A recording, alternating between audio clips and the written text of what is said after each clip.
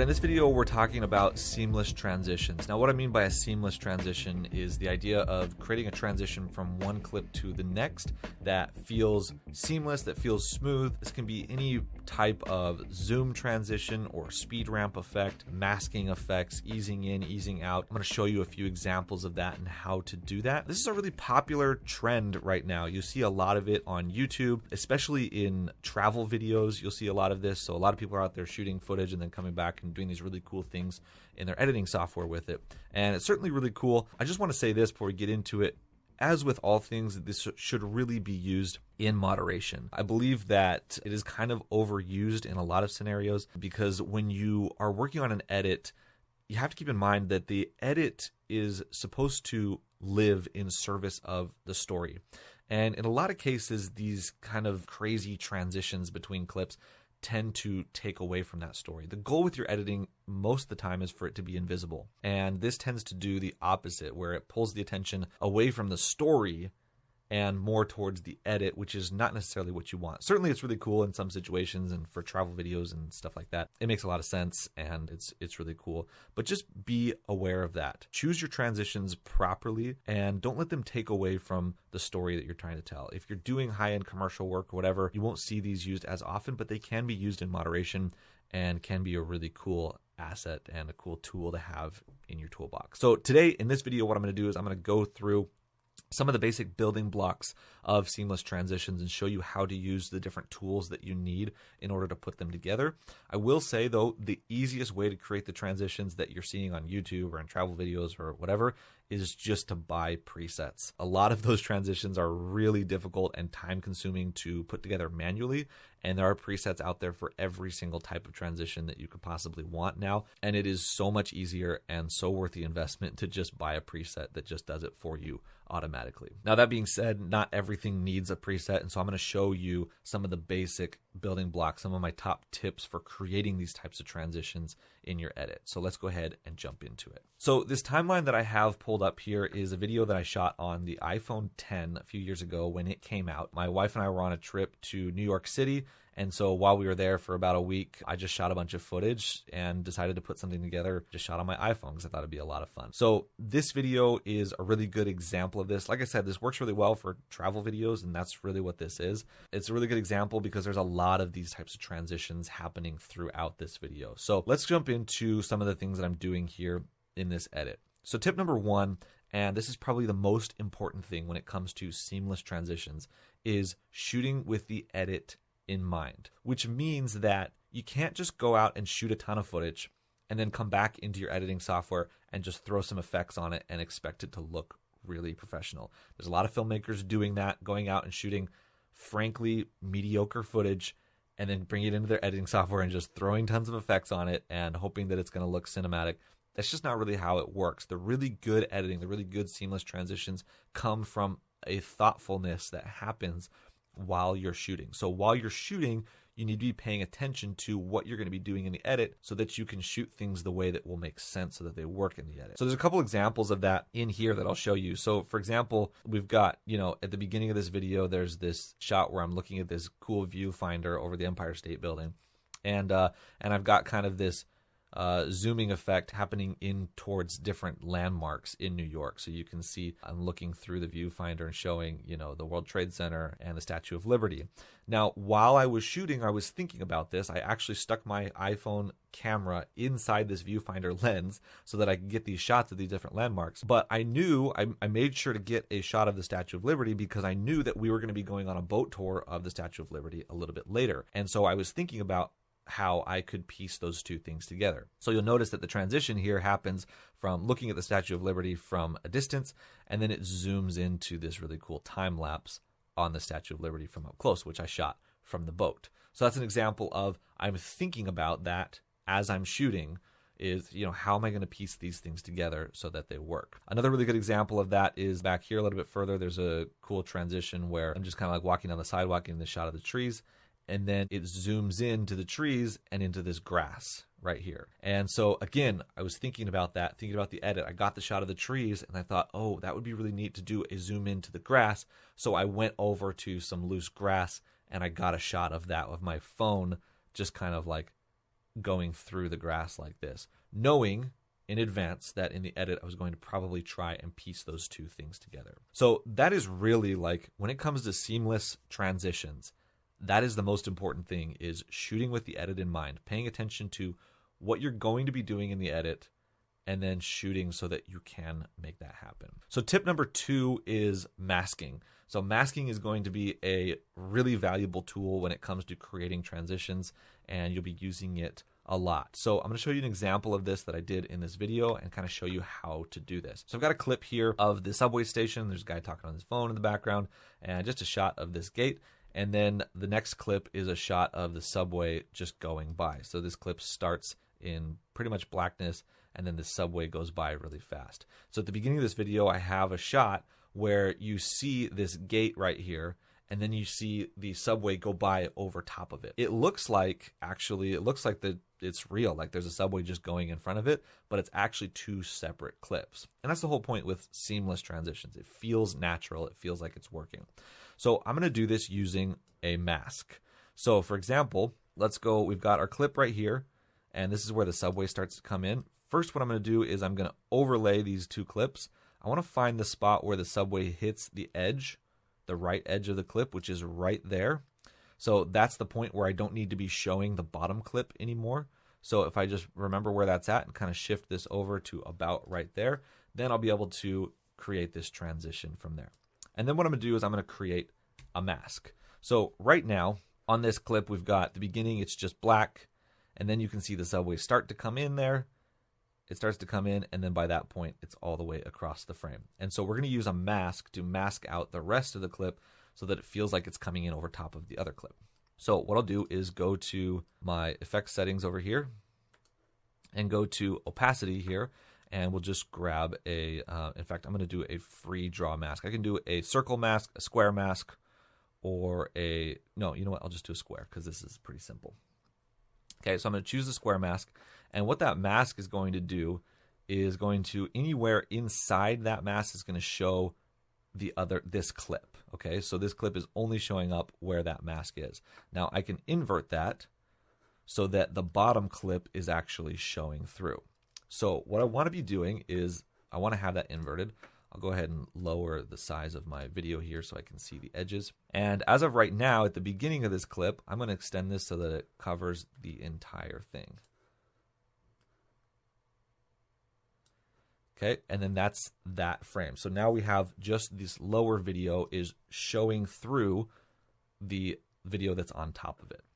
Now we're going to keyframe this. So we talked about keyframes in a previous video, but basically we want to keyframe the path of this mask. So I'm going to click on the keyframe button here on mask path, and that's going to allow me to change the shape of the mask over time.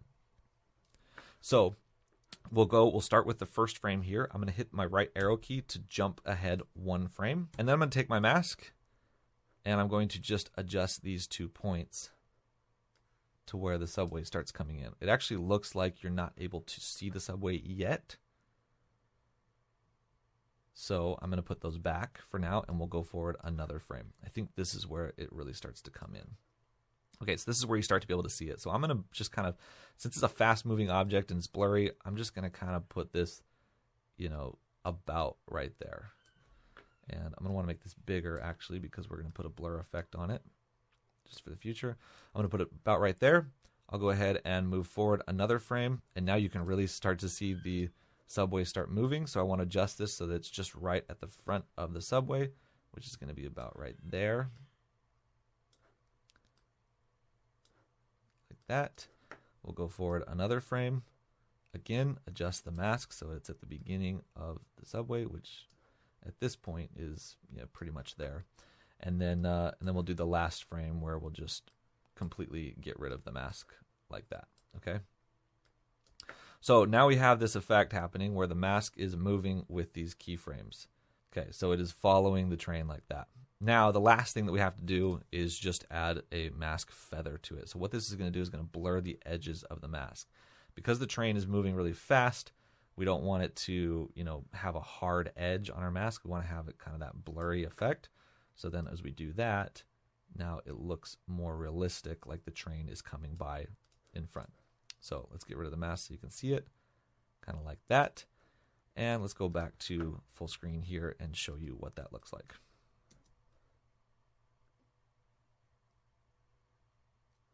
Just like that, okay? So that is how you use masks for transitions like this. Number 3 is what's called easing, okay? Now, I'm going to show you an example of easing here.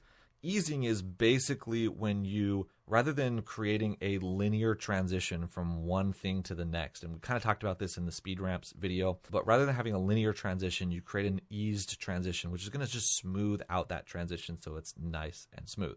So for example, we've got a clip here where we've got the viewfinder that we're looking at.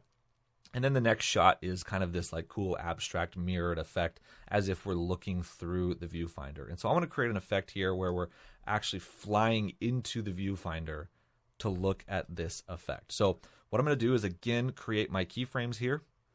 And this is going to be a keyframe on the scale because we're going to change the size of this clip. So I'll go ahead and turn that on. And then about right here, just at the end of this clip, I want to create a point, and then I want to, at the very end of the clip, the last frame of the clip, I want to just zoom in, you know, just about that much. I'm also going to adjust the position here so that it's zooming straight into the middle, which means that I also need to go back and make sure that my position is keyframed as well. About like that. So that zoom in should look like that. And let's go ahead and play that back. Okay, so notice how it's just kind of a quick zoom in effect. That's what we want.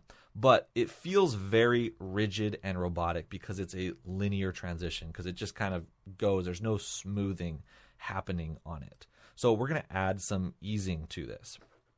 And the way this is done, I can get rid of this, and I'm going to move these 2 keyframes back so that the transition is actually a little bit slower, just to show you what's going on. Okay, so it looks like this. All right, not that cool, right? So then what we want to do is add the easing property. So what I'm going to do is go to my scale effect here. And we have got that diagonal curve, just like on the speed ramps video. We can go through here and we can start adding our Bezier curves to that. So I'm just command clicking on each of these, and I'm basically turning this into an S curve. Okay, so the transition is going to happen. You'll notice that the scale transition starts out really slow, then gets faster, and then slows down a little bit. Okay, in this case, we actually want it not to slow down very much at the end because the slowdown will be happening on the second clip. So we just want it to kind of start slow and then get faster. All right, that's kind of what we're going for here. So now I just need to do the same thing for my position. So the position will start right here, and that's fine. We go ahead and find our drop down here, and we can adjust that as well. So we'll kind of make it slowly ease in here and kind of slowly, actually we don't want it to ease at the end. So we want this to match the exact same curve as the other one. Okay, so about right there. Let's check it. Yep, so it looks like this. All right, so there's just kind of a zoom in happening. That is easing, right? Is easing into that. And then what I would do with this clip is the exact same thing. So I would position this one. I would use the scale and a keyframe to make it zoom in slightly at the very beginning and use the easing effect to slowly ease out of it. I'm not going to do that for the essence of time, but it's the same concept. So this is our final result.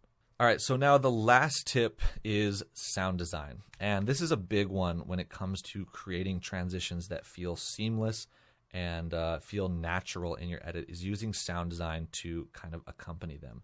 So there's a couple spots here in this video that I want to show you some of the sound design that I did and why I did it that way and why it works and helps out. So for example, right here at the beginning of the video, we've got a shot of New York City, and then the word New York City pops in on the screen. Now, normally you could have the word just kind of pop in like this. We've got this kind of chaos effect happening on it.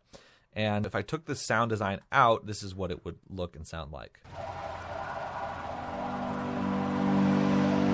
Okay, we've got like some music playing, we've got some traffic sounds in the background. That's all working. But when that word comes in, when New York City comes in, there's nothing really accompanying it. So I've got this little sound effect here that's just a little subtle thing that's going to help it make more sense. And it sounds like this. Okay, pretty subtle, but adds a lot to it just so that you have that sound that's accompanying the motion that the viewer is seeing on screen. Same thing happens here, for example. So when we transition from New York City to iPhone X, it sounds like this.